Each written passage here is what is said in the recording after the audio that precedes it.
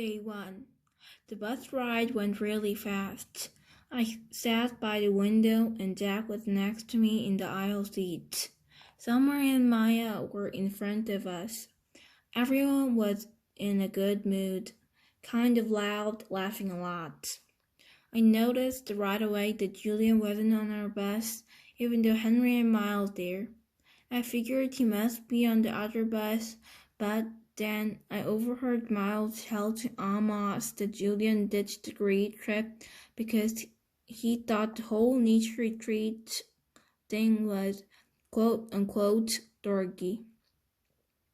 I got totally pumped because dealing with Julian for 3 days in a row and 2 nights was the major reason that I was nervous about this whole trip. So now, without him there, I could really just relax and not worry about anything. We got to the nature reserve at around noon. The first thing we did was put our stuff down in the cabins. There were 3 bunk beds to every room, so me and Jack did rock, paper, scissors for the top bunk, and I won. Woohoo! And the other guys in the room were Ray and Tristan and Pablo and Nino. After we had lunch in the main cabin, we all went on a 2-hour good nature hike to the woods. But these were not woods like the kind you have in Central Park. These are real woods. Giant trees that almost totally blocked out the sunlight. Tangles of leaves and fallen from tree trunks.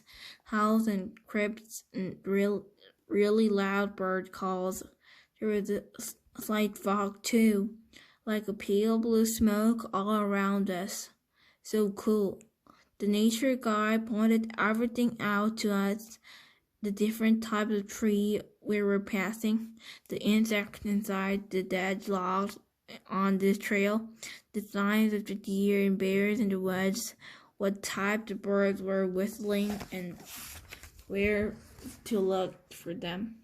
I realized that my Loba hearing aids actually made me hear better than most people because I was usually the first person to hear a new bird call.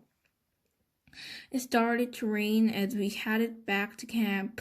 I pulled on my rain poncho and pulled the hood up so my hearing aids wouldn't get wet. But my jeans and shoes got soaked by the time we reached our cabin. Everyone got soaked. It was fun, though. We had a wet sock fight in the cabin. Since it rained for the rest of the day, we spent most of the afternoon goofing off in the rec room. They had a ping pong table and old-style arcade games like Pac-Man and Mesa Command that we played until dinner time. Luckily, by then, it had stopped raining, so we got to have real campfire cookout. The log benches around the campfire were still a little damp, but we threw our jackets over them and hung out by the fire, toasting s'mores and eating the best roasted hot dogs I have ever tasted. Mom was right about the mosquitoes. There were tons of them, but luckily I spread myself because I left the cabin and I wasn't eaten alive like some of the other kids were. I loved hanging out by the campfire after dark.